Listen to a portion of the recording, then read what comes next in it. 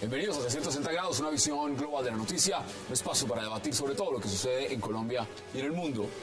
Y hoy empezaremos 360 hablando del bombardeo al campamento de alias El Paisa, el temido jefe de la columna móvil de las FARC, Teófilo Forero, donde se encontró supuestamente un plan para secuestrar a varios senadores y políticos del país.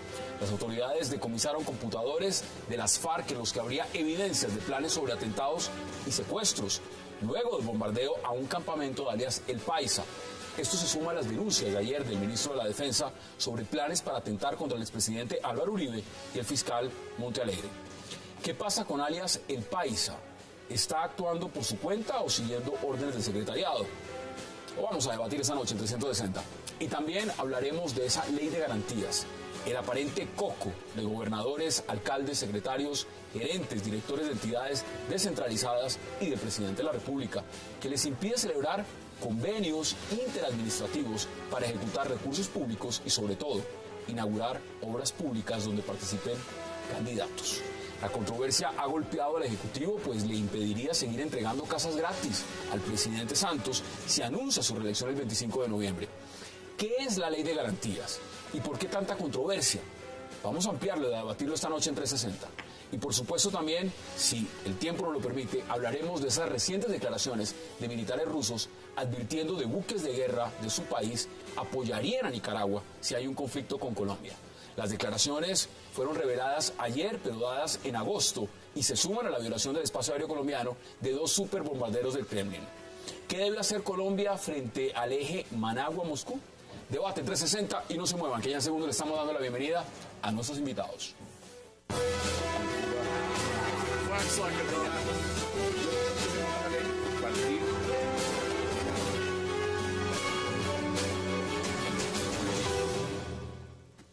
Y qué placer darle la bienvenida esta noche a 360 a María Fernanda Cabal, a Ancísar Marroquín, a Javier Loaiza y a Ramón Jimeno. María Fernanda, qué placer. Señores, gracias por aceptar esta invitación. Un verdadero gusto. Buenas. Vámonos al debate. María Fernanda, ¿cómo ve usted esto de alias El Paisa? Y se lo pregunto por una razón muy sencilla. Mire, los del secretariado en La Habana, todos sabemos quiénes son. El señor Catatumbo, el señor Iván Márquez, el señor Andrés París. Pero ahora parece ser el más malo, el más temido, es alias El Paisa. ¿Cómo ve usted eso?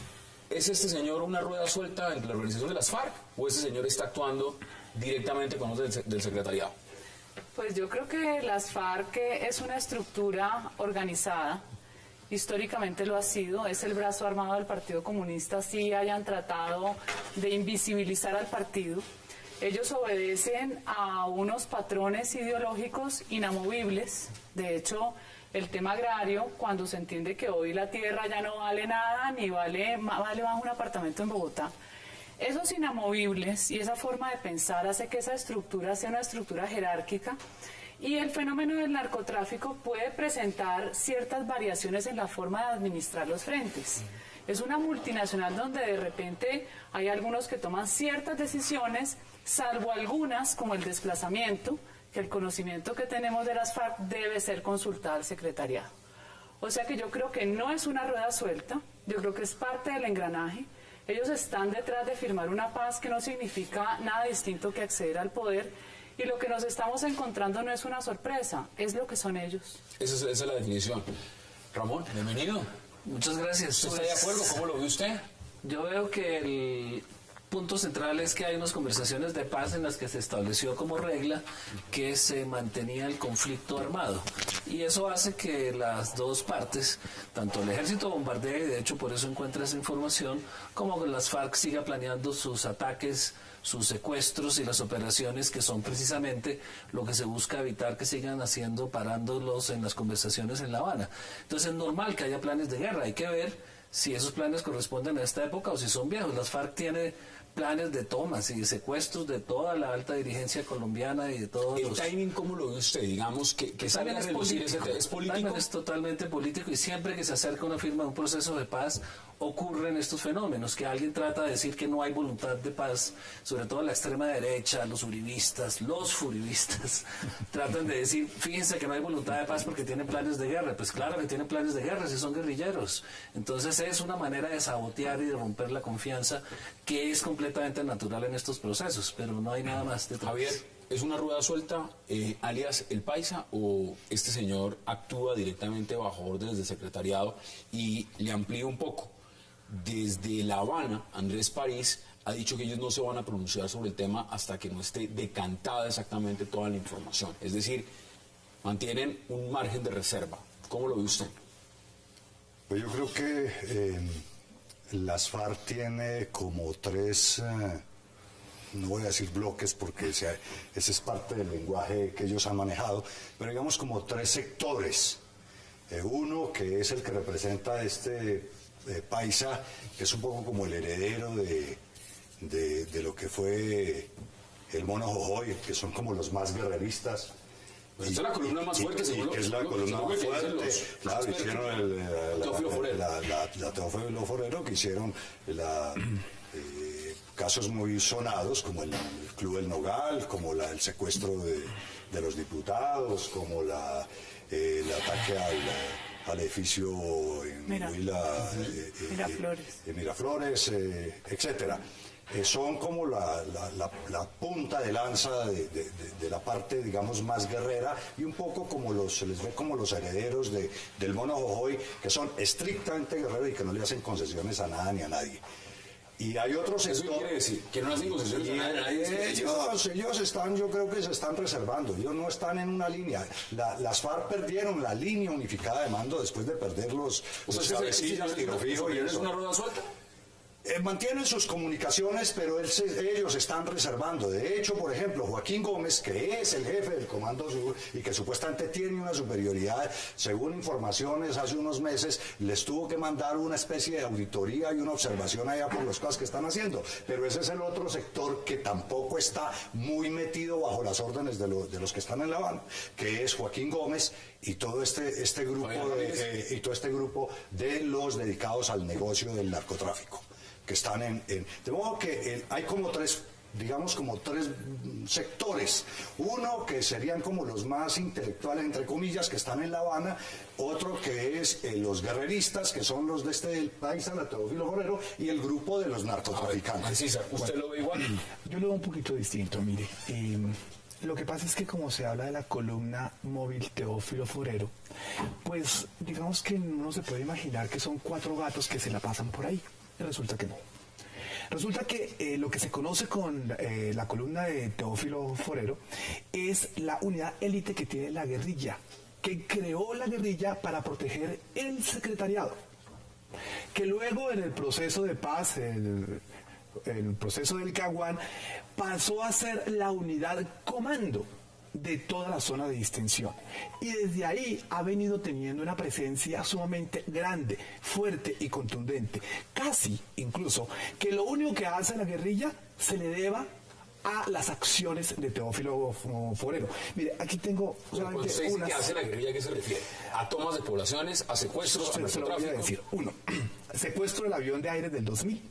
Al asesinato de Diego Turbay Cote, atentados a personalidades públicas, asalto al edificio de Miraflores en Neiva, al secuestro de Consuelo González Perdomo, al secuestro de Avión Aires del 2002, al secuestro de los diputados del Valle del Cauca, al atentado contra Álvaro Uribe, al atentado contra el Club del Nogal, a la casa bomba, a la casa bomba. A ver, si usted lo enumera de esa forma, pues le agrego, el señor era sicario de Pablo Escobar. Empecemos por ahí. Entonces son cosas distintas. Pero es que podemos dividir, perdona, Hassan, en lo que es la columna y otro en lo que es Óscar Montero o el nombre de Hernán Darío Velázquez, ¿sí? A ver, él era un sicario efectivamente del cartel de Medellín. Luego de que él está en la cárcel, ¿sí? Y luego de que se agotan las acciones del cartel de Medellín, es recomendado con Jojoy, quien lo nombra su lugarteniente. Pero, vamos, arranca a hacer los contactos. Esa es su hoja de vida, esa es su hoja de vida. Ahora, la pregunta es, ¿este señor es una rueda suelta o toca estar negociando es con él? ¿O este señor está recibiendo las órdenes directamente allá? ¿O toca ofrecerle la curul al señor que está ahí el paisa? No recibe y no está... orden, Bueno, no recibe orden. En sus momentos se estima que esa columna le producía alrededor de 2.000, 2.500 millones de pesos al año a las FARC, y ahora solamente dice que le produce 200 millones, y le mandan esas auditorías es porque se dice que tienen caletada la plata producto de las fechorías que comete. Luego el tipo sí es lo que quiero decir e insistir, es un poder. Y es un poder relativamente Javier, pero autónomo. mira, aquí está diciendo, como, Ramón Jiménez dice algo que es bien interesante. Como Joaquín Gómez. Y es lo siguiente, dice, mire, acá hay un componente político. Y fácilmente en unas elecciones es muy fácil darse el rédito de decir un día en la mañana, acabamos de descubrir un plan maestro para matar al expresidente Álvaro Uribe y al fiscal Montealegre, en la noche estamos bombardeando, en la mañana tenemos computadores, pasa que el señor no lo cogieron, no se escapó. Pero si yo hubiera caído en el bombardeo, posiblemente la historia sería otra porque hubieran capturado a otro gran peligro de las FARC. ¿Ese componente es real o eso es una ficción, Ramón? No, es real que la Teófilo Forero existe, es real que el país es el comandante de esa fuerza, como es real que el ejército oficial tiene sus comandantes y depende de la unidad, la brigada 3 es más importante que la segunda, etcétera, pues tiene más poder. Y obviamente la Teófilo Forero es una fuerza especial de operaciones especiales urbanas y rurales. Y faltaron muchas acciones ahí, como el atentado en Caquetá, en Nestlé, que volaron 2 plantas. Doncello, en fin. Es una fuerza especializada para hacer acciones especiales de guerra. Es una fuerza entrenada afuera para acciones especiales, para las duras. Entonces, no se va a quedar quieta porque hay unas conversaciones en La Habana, va a seguir actuando y ha seguido actuando.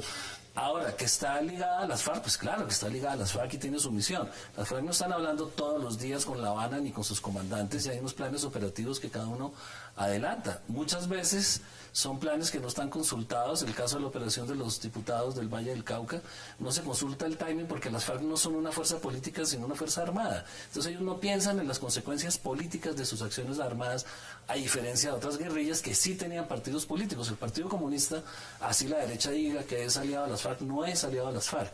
Las FARC tienen su propia fuerza política, que es una organización clandestina que todo el mundo conoce, que es la que les da, entre comillas, cierta línea política, pero ellos no son políticos, son militares, en el sentido de que piensan en acciones de fuerza y no en acciones de contenido político. No, totalmente lo contrario. Claro que son una organización política. El Partido Comunista clandestino actúa y de hecho tienen línea política. Lo que pasa es que militarmente saben que tienen unas ventajas comparativas y es donde han logrado sus mayores réditos, porque no conseguían ni un voto, los que ahora quieren conseguir con las famosas zonas de paz, porque a ellos les fascinan las zonas de reserva campesina, las zonas de paz, todo lo que sea para controlar a la gente, porque es una obsesión por controlar el movimiento de cada individuo, eso les encanta. Ahora, el tema de la Teófilo Forero y de este personaje, ¿por qué les parece normal a ustedes que, como el acuerdo es que nos seguimos dando bala, hay que secuestrar y hay que asesinar y hay que cometer crímenes de lesa humanidad? Es que a mí lo que me parece terrible es el nivel de degradación al que hemos llegado, y donde a ustedes les parece más horrible lo que pensamos los uribistas a lo que cometen las FARC. Es que pongámonos en una balanza, nosotros no hemos matado a nadie, por lo menos yo no he matado a nadie, ni he secuestrado a nadie. No, pero la opinión de nosotros, a mí lo que me parece realmente grave es que la polarización del país ha llegado al punto en que si uno es o no es uribista, no. Uno está por una sociedad sana para que siga adelante en unos mínimos y unos principios elementales. Para mí es muy difícil conciliar con violadores sistemáticos de derechos humanos que se disfrazan de humanitarios. Para mí, todos queremos la paz y somos personas normales. Estamos tratando con personas que tienen una patología, una conducta que es totalmente anormal, que para ellos la paz es llegar al poder. La verdad es cualquier cosa que sirva para ellos. Bueno, pues se está trabajando para que lleguen al Congreso, ¿no? Pero es que se les va a regalar. ¿Cuántos muertos vale una curul, Hassan?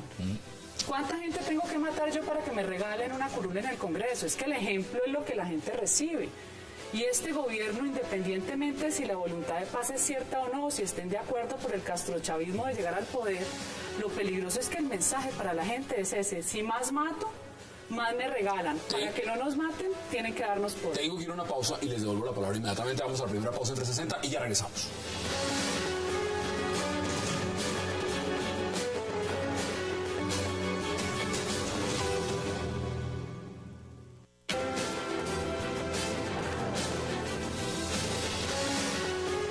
Regresamos a 360 y seguimos debatiendo, por supuesto, lo que ha sido este plan, un plan que reveló el ministro de Defensa, el presidente Juan Manuel Santos, de la Teófilo Forero.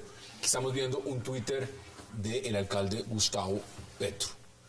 Bueno, ahora, entremos en materia también, Javier, porque frente a estas declaraciones, frente a lo que se descubrió de este plan, pues se pronunció Humberto de la Calle y dijo que sería catastrófico para el proceso de paz de comprobarse o que este atentado al expresidente Uribe se hubiera materializado.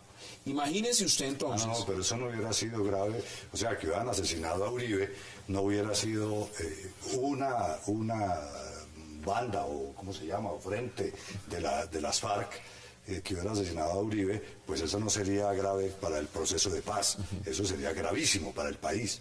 O sea, yo sí creo que ese sería pues un acto realmente incendiario en este país. Yo creo que la gente que padece, además, no solo admiración, sino a veces embelesamiento por Uribe, pues yo no sé qué pudiera pasar en distintos... ¿Y un secuestro de un senador? Lo que acaban de descubrir, lo que descubrieron fue lista de senadores y congresistas para secuestro. El avión de Florencia, pues significó una ruptura, y pues por supuesto que un secuestro de uno o de varios senadores significaría en este momento ruptura. Yo lo que creo es que el gobierno del presidente Santos está muy embolatado, muy comprometido ¿Pero por qué embolatados se acaban de salir del segundo punto?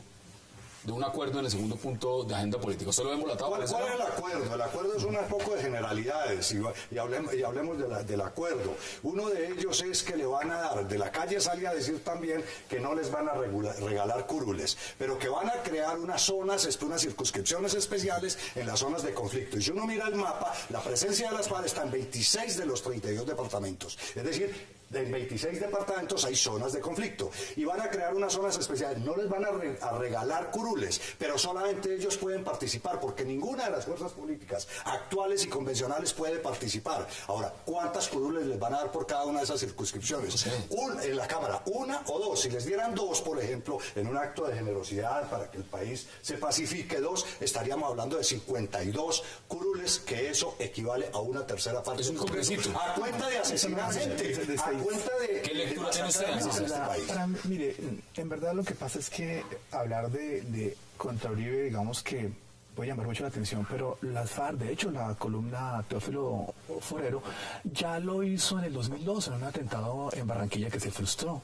En el 2003 incluso de esa casa en el Huila, eso iba montada toda una casa llena de explosivos, era para el paso del expresidente Uribe. Acaban de revelar hace unos minutos antes de salir nosotros al aire a través de noticieros nacionales que el plan era comprar terrenos cerca en Río Negro a la casa del expresidente Uribe para atentar desde ahí o a través de un carro bomba.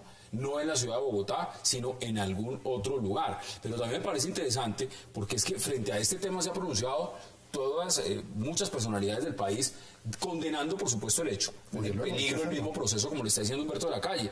Pero, por ejemplo, el expresidente Ernesto Samper, aquí estoy leyendo su cuenta de Twitter, dice: entiendo el interés de las FARC por hacerle daño a Uribe, pero no entiendo que le tengan también contra el fiscal que ha sido tan solidario con la paz. Es decir, ¿cómo interpreta usted esa lectura que le da el expresidente Samper?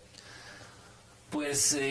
o sea, entiendo contra este, pero contra el otro no. Sarcástica también. Muy política y muy sarcástica. Sí, como todo lo de cínica. Siempre que hay una base en la paz hay una necesidad de equilibrar. Cuando se firma el punto 2, entonces el mismo presidente, las fuerzas de inteligencia, la derecha, tiene que hacer algo para compensar el efecto político de ese avance, porque cada día es más evidente tanto que Santos se va a lanzar a la reelección como que va a ganar la reelección. O sea, el proceso de paz va a continuar y se va a llegar a una conclusión. Entonces las acciones políticas para impedir que ese proceso avance, se van a intensificar. Y eso es lo O sea, que Alias el Paisa en ese proceso fácilmente firmado un acuerdo, vamos a poder ver de congresista. Según eso le hace campaña.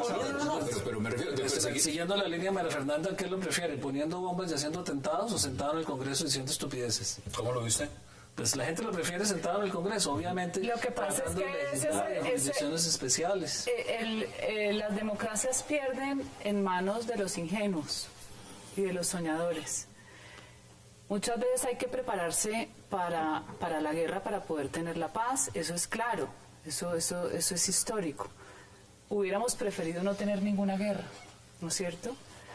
Yo pienso que esa falsa premisa de que dándoles poder van a dejar de matarnos es exactamente lo opuesto a lo que quiere el marxismo. Mantenga un marxista alejado del poder y usted mantendrá la paz.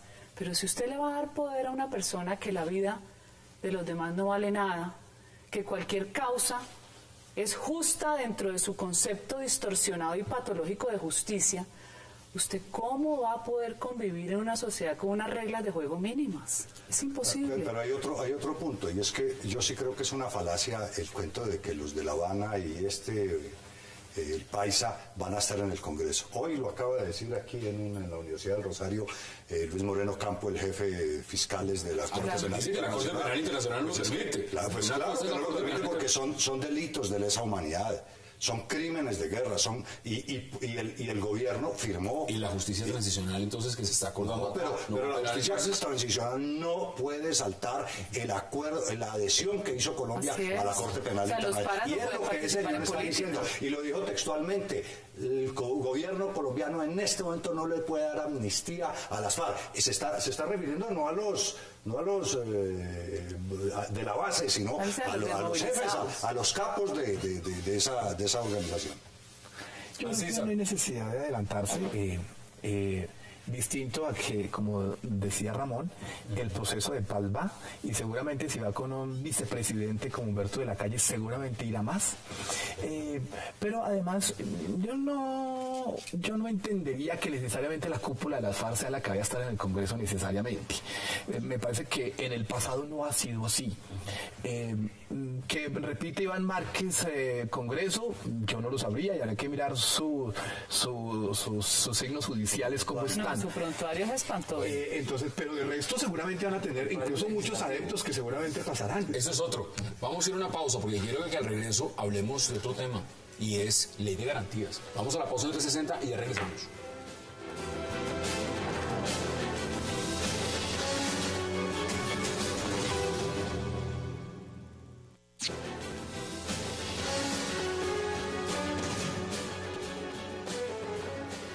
Regresamos a 360 y vamos a hablar ahora de ley de garantías. ¿Por qué? Porque pues empezó a regir y fácilmente pues en ese momento lo que uno se pregunta es ¿quiénes serían los perjudicados con la ley de garantías? Alcaldes, gobernadores, por supuesto, quienes estarían aspirando a la reelección en el caso del presidente Juan Manuel Santos si decide hacerlo. ¿Cómo ve usted esa ley? ¿Esa ley funciona o eso hay que acabar? No, en un país con una democracia imperfecta, por eso estamos en proceso de paz, con un sistema clientelista tan fuerte como el que existe en el país, es absolutamente necesaria la ley de garantías, pero es igual de inoperante a lo necesaria que es, porque es muy fácil eludirla. Los que se afectan con la ley de garantías son los empresarios, es el desarrollo de las obras civiles, es la economía colombiana y es el ritmo de bajar la pobreza. Es la comisión de contraer el gasto público. Entonces es una ley de garantías que es un saludo a la bandera, porque los políticos aceleran todos sus contratos antes de hacerlo. Hay muchas formas de darle la vuelta a la ley de garantías, y finalmente los perjudicados, como siempre, son la ciudadanía civil, los terceros que quieren participar en política y no tienen acceso a esas herramientas del Estado que se reparten los partidos tradicionales de todas las corrientes. Antes del 25 de noviembre va a haber maratón de entrega de colegios, bibliotecas en 19 departamentos, tecnología, entrega de 400 puntos de internet, porque pues evidentemente esa es la fecha que ha puesto también el procurador, ha sido muy clara y ha recordado la fecha. Esto empieza en tal momento, si usted aspira, aquí empieza a contar. ¿Usted cómo ve la ley de garantías? Son cosas distintas. Hassan, la única restricción que hay hoy para la ley de garantías son los convenios interadministrativos. ¿Qué quiere decir? Que las inauguraciones, si van a inaugurar, es una cosa que van a haber hecho hace 8 meses, 10 meses, 2 años atrás, 5 años atrás, 12 años atrás. Pero una obra sin empañetar, ¿y cómo la van a entregar? Por eso Tienen que esperar a que esté terminada. No la pueden entregar. O sea, el tema es este. El tema es que cuando hablamos de convenios interadministrativos, son los convenios que hacen entre las gobernaciones y las alcaldías, entre los ministerios y las gobernaciones y las mismas alcaldías, o los proyectos que desarrollan las universidades públicas. Por eso se llama interadministrativo, porque son entre entidades del Estado. Eso no tiene nada que ver con nada más, ¿sí? O sea, me parece que es que se nos ha vendido una idea que no es. Eso es lo único que limita la ley de garantías hoy. Eso quiere decir que si el presidente mañana dice, yo me lanzo, hagamos de cuenta, hagamos un hipotético. Ajá. ¿Pasado mañana puede ir a inaugurar una escuela? Ah, sí, segura. Es que ese es lo que siempre hemos hablado aquí. No puede. Un momentico. Lo que el procurador dice, o la procuradora delegada dice, que no puede inaugurar, ¿cierto? Seguramente lo que no puede hacer es la salida por televisión y salir el show. Pero claro que lo tiene que entregar. Es como las casas las tiene que entregar. Y dice que hay unos beneficiarios ya, eso está adjudicado, le tiene que entregar. Pero con pancarta, con discurso, con gobernadores. Sí, lo que no puede ser es en cadena nacional de televisión, seguramente lo que no puede hacer, ni con grandes fotos, ni con grandes espectáculos. Pero desde luego lo tiene que hacer, porque es que la administración pública no se puede parar. Mira lo que dice el presidente, él dice que no lo puede paralizar, que esa ley no lo puede paralizar. ¿Usted qué opina? Lo que pasa es que el presidente, que ha sido un pésimo ejecutor, ahora se le ocurre ejecutarlo todo para poderse reelegir. Yo pienso que la ley de garantías establece algún equilibrio dentro de la contienda electoral. Pero, si es así, lo va a poder hacer, porque como te digo, la única restricción son los convenios interadministrativos. O sea, mañana, por ejemplo, mañana... Sí, pero una cosa es, pero una cosa distinta es los contratos que usted quiera, 20, 50, puede adjudicar medio país, el tercer canal, el cuarto canal, lo puede hacer porque no entra en las restricciones de la ley de garantías. O sea, puede entregar lo que quiera, de aquí al 25, puede entregar 5.000 casas, puede entregar acueductos, puentes... No, precisamente por eso digo que habrá maratón. Habrá maratón antes del 25, pero después del 25... No, pero lo tiene que seguir haciendo, porque es que el gobierno no puede parar. Es que tú lo estás presentando desde una perspectiva, digamos, técnica, legal, pero en la práctica lo que no va a poder es comprar gobernadores y alcaldes para que salgan a hacerle campaña con la plata del Estado. Es eso. En la práctica, al no poder firmar los contratos interadministrativos y no poderles girar la plata, es eso, no puede. Es a lo que le está apostando mucha gente. Santos se reelige porque tiene la plata del Estado y tiene toda la mermelada. Lo que ha salido el procurador a hacer es que al frasco de la mermelada lo acaba de apretar un poquito, diciéndole que no arranca desde el 25, sino que arrancó desde el 9 y los agarró desprevenidos, y entonces por eso están pidiendo que el Consejo de Estado explique hasta dónde van los alcances del Sí, pero es que lo curioso del desespero que tiene Santos, que todo lo que no le gusta lo cambia, y como tiene el Congreso enmermelado, es un Congreso del país político divorciado del país nacional, es que ya había habido un concepto del 24 de julio del 2013, donde el Consejo de Estado le contesta al ministro del Interior y a la secretaria jurídica de Presidencia que hay ley de garantías a partir de tales fechas. ¿Por qué, si ya sabía, sigue insistiendo? ¿Cuál es el desespero que tiene? Los negocios, que haya o no haya ley de garantías, es una farsa. Los negocios políticos se hacen igual que los negocios económicos. O sea, hay futuros.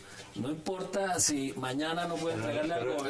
Jimeno, las campañas no funcionan como un mercado de futuros. Eso tiene que ser por anticipadito, porque a los políticos no había chequeras. Hoy sí hay chequeras y se vende cheques posfechados. Nadie les cree, no les creen. Si gano, le doy tanto, le doy tantos ministerios, le doy tanto a su gobernación. Si no gano, perdemos todos. Se negocian futuros. La ley de garantías es una farsa absoluta. Eso es para en otros países jugar con la democracia. digámoslo claramente. En otros países hay comportamiento éticos y hay control. Es que lo que no existe en Colombia es control de la ciudadanía sobre sus políticos. Entonces no importa cualquier control que tú pongas porque lo violas sin que nadie vaya a decir por parte de los organismos de control o de ONGs o movimientos ciudadanos, estos señores están sacando la plata que no pueden gastarse durante estos 6 meses. Nadie dice eso, entonces pueden hacer lo que quieran. Mire lo que dice. En otros países hay controles ciudadanos. El presidente Obama no puede usar el avión presidencial para hacer campaña. Sí puede usarlo para ir a hacer las acciones de gobierno. Entonces, ahí, si llega a usarlo para campaña... Hay esa ética, mire. Sí, dice también el presidente, por supuesto, su argumentación muy válida, dice, sería absurdo y contraproducente que la ley de garantías no lo deje ejecutar, ¿no? Ejecutar. Bueno, igual no ha ejecutado en 3 años y medio. No pasa nada. Ahora va a decir que va a paralizar al Estado. Pero las obras se demoran construyéndolas, ¿no? Se demoran construyéndolas. Se las acaban de terminar, tienen que empezar a ejecutarlas. El tema es muy sencillo. Un gobernante que tiene como creo que en la historia de este país nunca ha tenido nadie tanto poder, el 95% del Congreso, todos los medios de comunicación a su favor, y se la pasa quejándose que es que la oposición no lo deja gobernar, y la oposición son los trinos de Uribe y los guerreristas, y un debate al mes, ya ni al mes, cada 3 meses de Jorge Enrique Robledo. Y ahora entonces va a ser la ley de garantía, entonces la que no lo deja gobernar. Un señor que lo tiene todo, que hubiera podido transformar este país.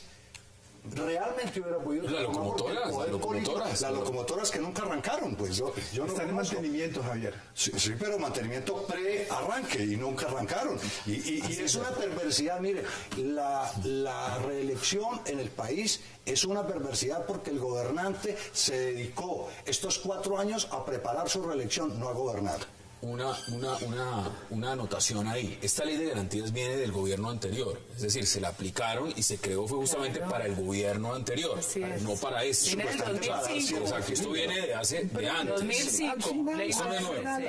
Al final pero como el otro tenía tanta popularidad, eso no necesitaba hacer mucho. El problema hoy es que, mire, ¿quién se va a ver afectado?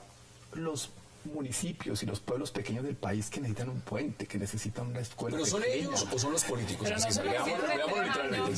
¿Quién se perjudica? ¿El municipio? ¿Los pobladores, los del acueducto que nunca han mantenido? ¿O los gobernadores que no pueden tener el contrato? ¿O el alcalde? ¿O los que necesitan abrir, como dice Javier, el tarro de mermelada? ¿Quiénes son los perjudicados? Los alcaldes no están en elecciones, los gobernadores no están en elecciones. Perdón, los que montan en bicicleta, los que corren la Vuelta a Colombia no quisieran Para un gobernador es muy difícil ayudarle a 4 representantes de su municipio y a 5 senadores. Eso no, les ayuda al de su movimiento político. Eso no es tan así. La gente, eso no es tan matemático que la gente por un puente salga a votar copiosamente por el que lo trajo. Eso ya no funciona de esa manera. Otro elemento, bueno, agréguele, usted quería meter afecta al empleo, afecta la inversión, afecta el cumplimiento de los planes de obras, o sea, le haces un gran daño al país la ley de garantías porque no cumple el propósito que es equilibrar el debate electoral y en cambio genera daños muy claros para el lo del procurador. ¿Cómo lo persigue? Es decir, ¿entró el procurador fue a meter miedo o entró el procurador a decir, mire, un momento, estas son las reglas de juego? ¿Cómo el procurador está en su línea de tratar de balancear las elecciones para buscar que la derecha logre un mayor poder en las elecciones y parar un poco al presidente que no lo apoyó, que no lo quiso como procurador reelegido? Y pues no lo quiso, pero se lo había prometido. Le había prometido que lo postulaba. Le incumplió la promesa y tuvo que elegirse por otro lado. También a eso le incumplió. También. Le incumplió, entonces tuvo que elegirse por otro lado y el procurador está ejerciendo yo creo que el procurador está cumpliendo una obligación de ley. Es que igual hay jurisprudencia de la misma Corte. Pero la cumple selectivamente, creo que eso no, es más la ley de garantías es clarísima. Y lo único que está diciendo el procurador es, oigan, pilas. O sea, usted tiene que cumplir con esto. Él no se está inventando nada, ni siquiera, como dicen los de la Constitucional, modulando. Está simplemente repitiendo una información que está escrita. El vigilante, cuidando.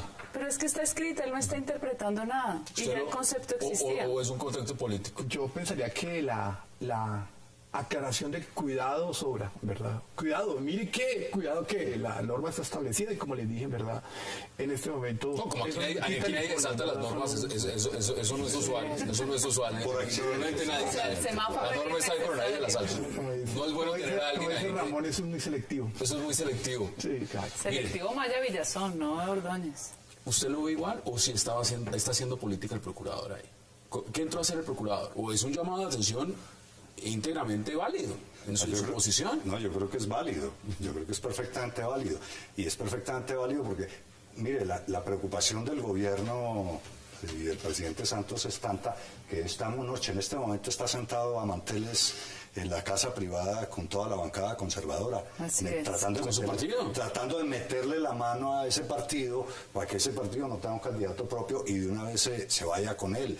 Y supuestamente, seguramente van a hablar del futuro programático, ¿no? Sí. Según futuro pero es lo que es muy complicado. Eso está supuestamente un demócrata y está acabando de liquidar los partidos. Y ahí sí quedamos muy complicados, porque Uribe no creía en los partidos y está tratando de liquidar lo que queda, de modo que es muy sobao. Pero políticamente las alianzas, Javier, eso no pasa únicamente en este gobierno, eso pasa en la mayoría de los gobiernos hacen alianzas. Pero la lógica de la doble vuelta es que los partidos salgan, se jueguen, hagan propuestas, que busquen la simpatía de la ciudadanía y que si nadie es capaz de ganar y de arrollar a los demás, pues entonces se establezcan unos bloques y unas tendencias para que vayan a segunda vuelta. Pero este señor quiere resolver todo de una vez, porque a él le gusta es así todo. El 95% del Congreso y todos los medios de comunicación no le bastan. Él quisiera el 104% del Congreso y quisiera todo para él. ¿Está de acuerdo?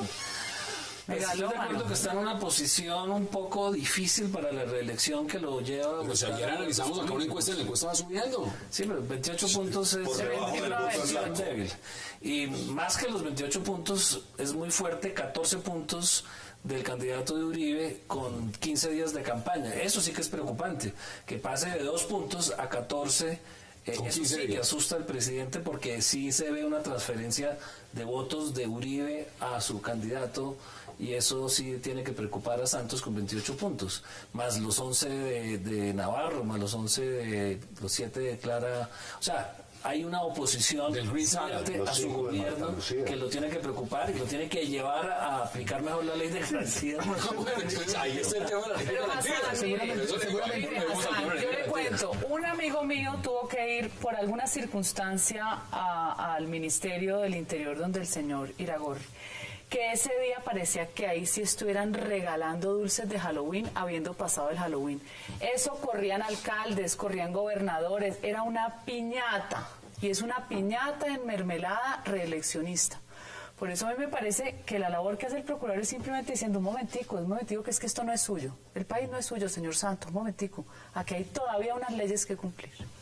Bueno, yo pensaría que, ya que lo que dice Javier están ahorita en mantener ese partido conservador, se van a poner en una posición muy difícil, ¿sí? Sobre todo la posición difícil del partido conservador ideológicamente, ¿cierto? Entonces le va a tocar muy duro al presidente para poderlos convencer de que apoyen en su campaña si es que decide hacerlo a partir del 25 de noviembre. Bueno, ahí hay candidatos, ¿no? Ahí hay candidatos y ya veremos ustedes, aquí ha estado sentada Marta Lucía Ramírez, bueno, que estamos en la Florida, o sea, hay personas que quieren aspirar, ¿no? Que quieren aspirar entre los conservadores. Miren, vamos a hacer una pausa y ya regresamos en 360.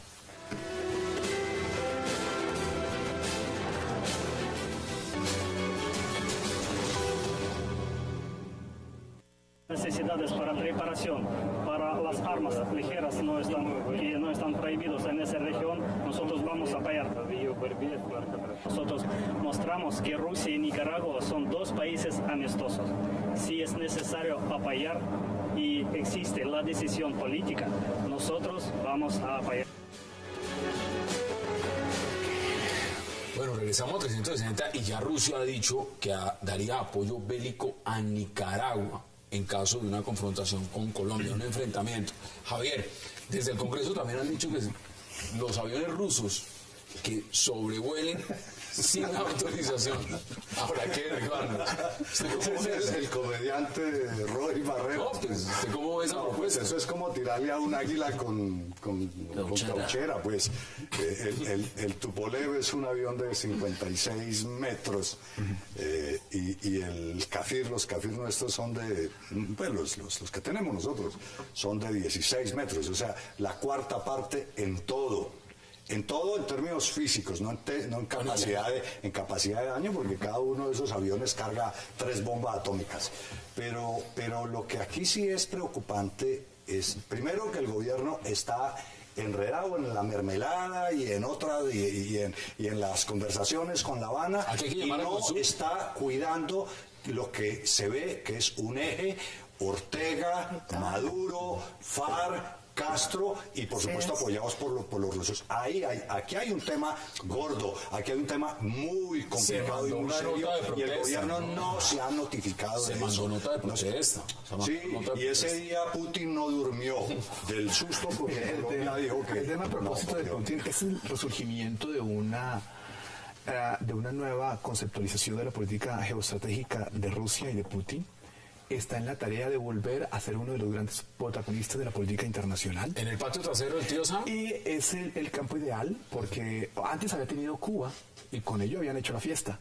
Pero ahora hay posibilidades de... Se fueron a la crisis de los misiles. Exactamente. Y hoy tenemos a Nicaragua, que no pida mucho sino un par de sobrevuelos y que le manden 2 buques.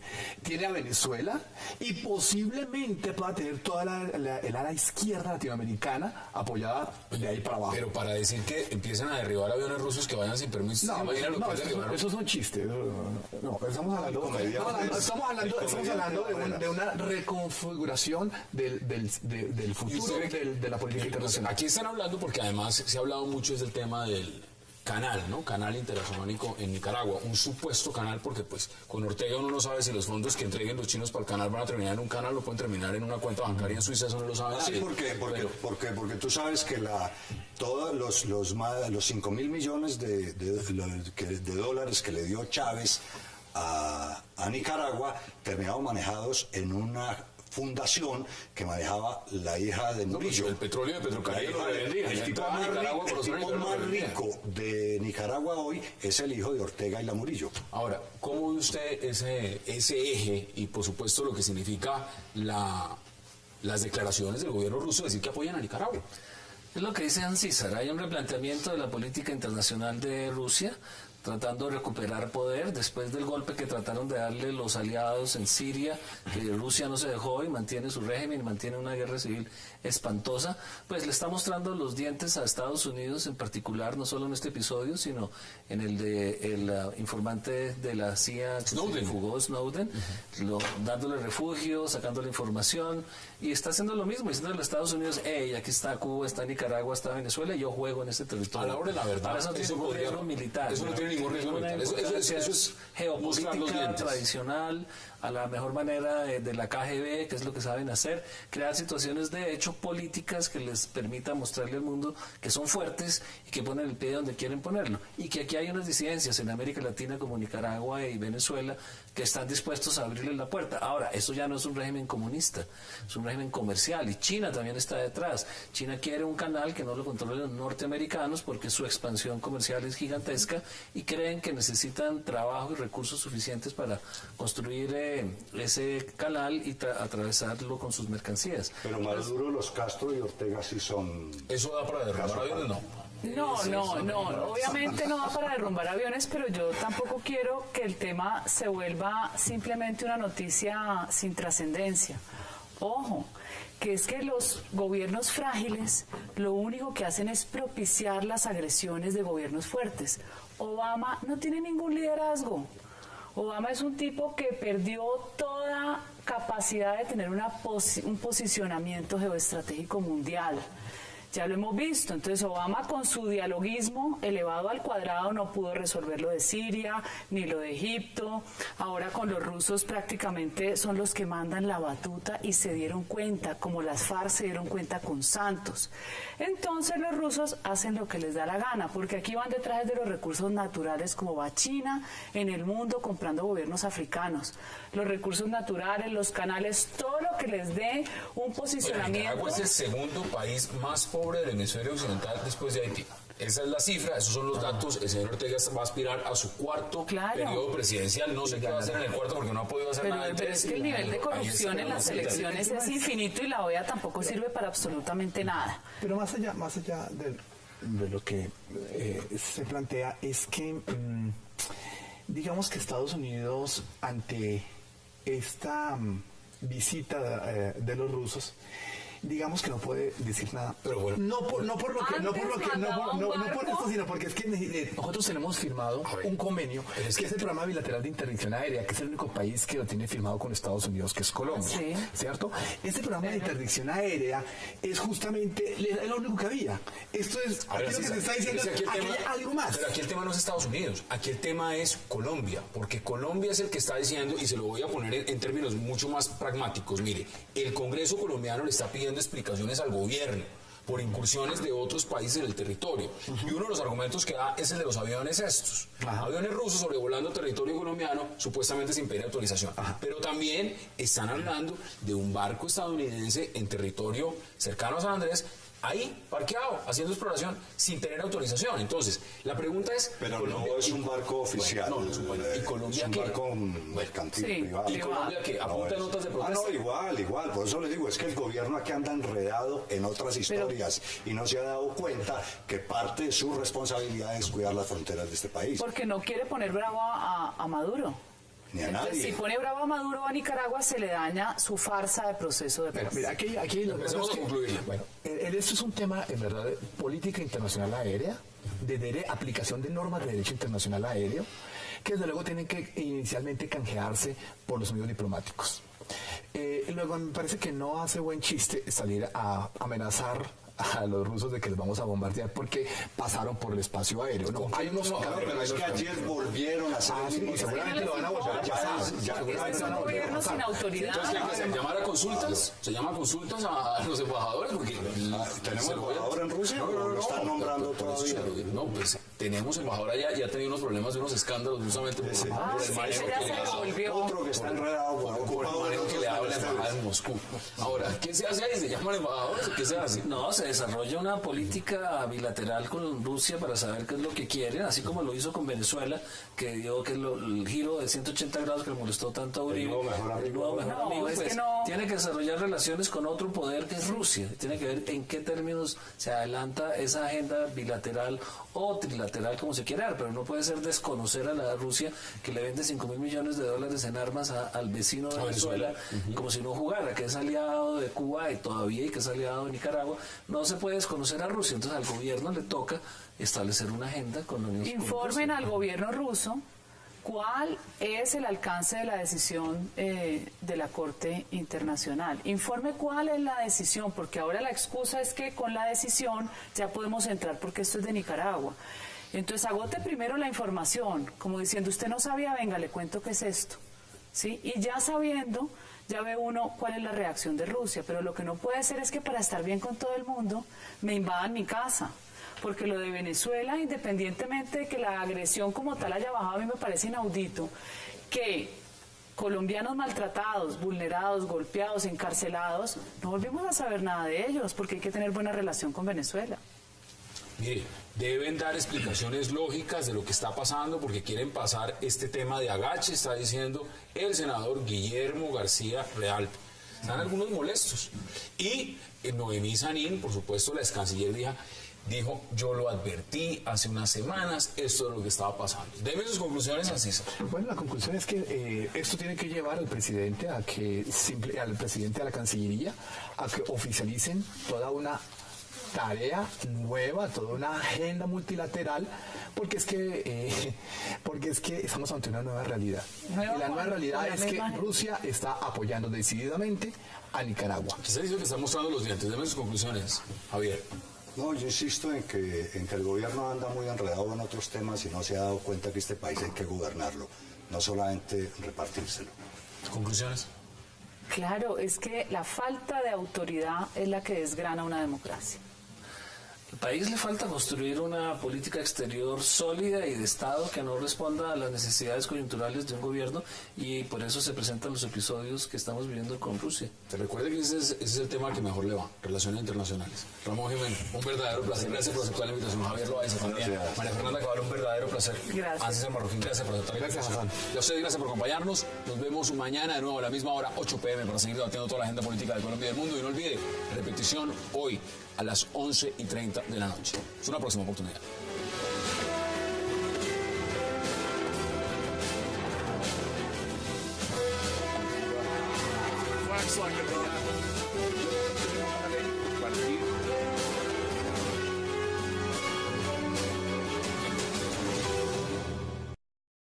Ni vale más un apartamento en Bogotá.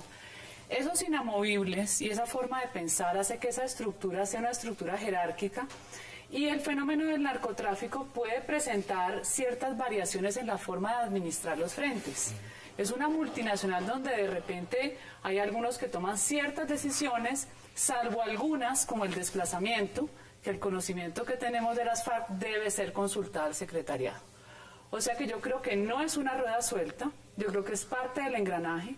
Ellos están detrás de firmar una paz que no significa nada distinto que acceder al poder, y lo que nos estamos encontrando no es una sorpresa, es lo que son ellos. Esa es la definición. Ramón, bienvenido. Muchas gracias. ¿Usted está de acuerdo? ¿Cómo lo ve usted? Yo veo que el punto central es que hay unas conversaciones de paz en las que se estableció como regla que se mantenía el conflicto armado, y eso hace que las dos partes, tanto el ejército bombardea, y de hecho por eso encuentra esa información, como que las FARC siga planeando sus ataques, sus secuestros y las operaciones, que son precisamente lo que se busca evitar que sigan haciendo, parándolos en las conversaciones en La Habana. Entonces es normal que haya planes de guerra. Hay que ver si esos planes corresponden a esta época o si son viejos. Las FARC tiene planes de tomas y de secuestros de toda la alta dirigencia colombiana y de todos ¿El timing cómo lo ve usted? Digamos que salga a relucir ese tema. ¿Es político? Es totalmente político, y siempre que se acerca una firma de un proceso de paz ocurren estos fenómenos, que alguien trata de decir que no hay voluntad de paz, sobre todo la extrema derecha, los uribistas, los furibistas, tratan de decir, fíjense que no hay voluntad.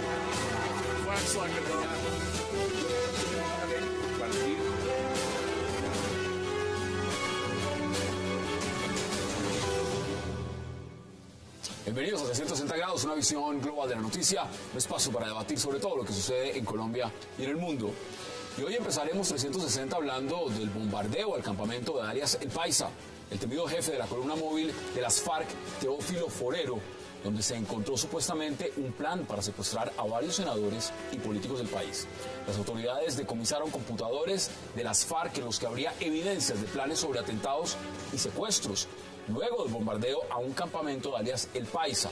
Esto se suma a las denuncias de ayer del ministro de la Defensa sobre planes para atentar contra el expresidente Álvaro Uribe y el fiscal Montealegre. ¿Qué pasa con alias El Paisa? ¿Está actuando por su cuenta o siguiendo órdenes del secretariado? Lo vamos a debatir esta noche en 360. Y también hablaremos de esa ley de garantías, el aparente coco de gobernadores, alcaldes, secretarios, gerentes, directores de entidades descentralizadas y del presidente de la República, que les impide celebrar convenios interadministrativos para ejecutar recursos públicos y, sobre todo, inaugurar obras públicas donde participen candidatos. La controversia ha golpeado al Ejecutivo, pues le impediría seguir entregando casas gratis al presidente Santos si anuncia su reelección el 25 de noviembre. ¿Qué es la ley de garantías? ¿Y por qué tanta controversia? Vamos a ampliarlo y a debatirlo esta noche en 360. Y por supuesto también, si el tiempo nos lo permite, hablaremos de esas recientes declaraciones de militares rusos advirtiendo de buques de guerra de su país apoyarían a Nicaragua si hay un conflicto con Colombia. Las declaraciones fueron reveladas ayer, pero dadas en agosto, y se suman a la violación del espacio aéreo colombiano de dos superbombarderos del Kremlin. ¿Qué debe hacer Colombia frente al eje Managua-Moscú? Debate 360 y no se muevan, que ya en segundo le estamos dando la bienvenida a nuestros invitados.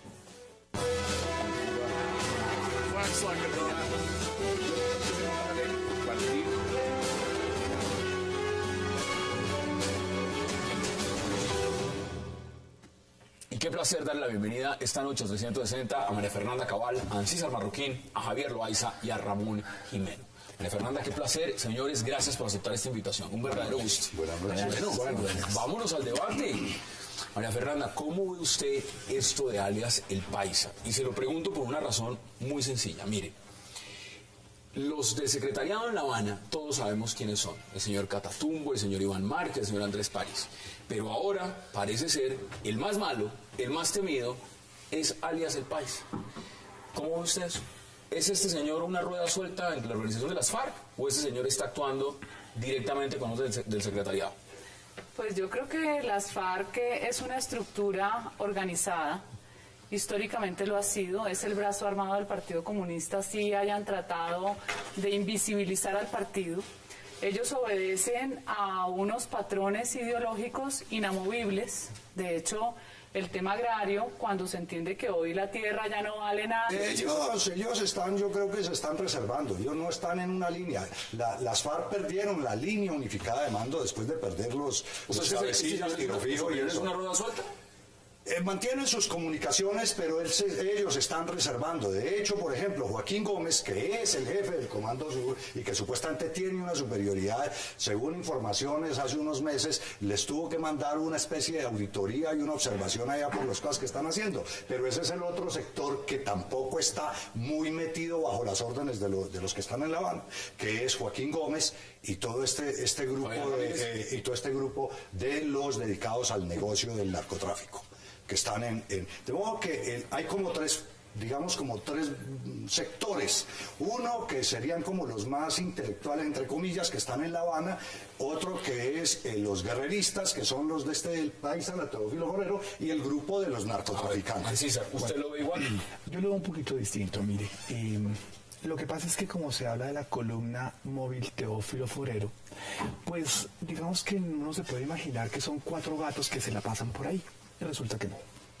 Resulta que lo que se conoce con la columna de Teófilo Forero es la unidad élite que tiene la guerrilla, que creó la guerrilla para proteger el secretariado, que luego en el proceso de paz, el proceso del Caguán, pasó a ser la unidad comando de toda la zona de distensión, y desde ahí ha venido teniendo una presencia sumamente grande, fuerte y contundente. Voluntad de paz porque tienen planes de guerra. Pues claro que tienen planes de guerra si son guerrilleros.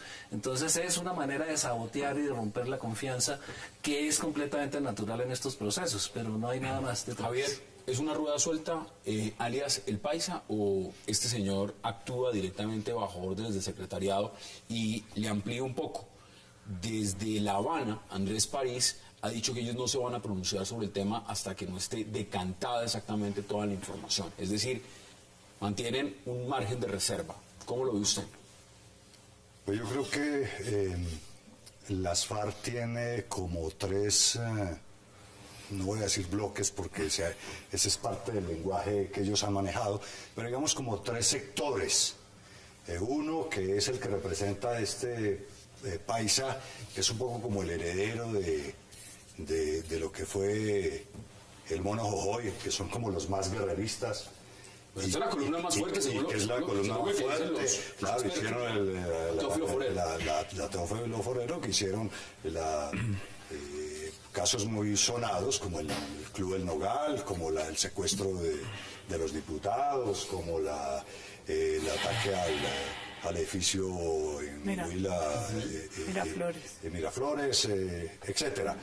Son como la punta de lanza de la parte, digamos, más guerrera, y un poco como se les ve como los herederos del Mono Jojoy, que son estrictamente guerreros y que no le hacen concesiones a nada ni a nadie. Y hay otro sector... ¿Eso quiere decir? ¿Que no hacen concesiones a nadie?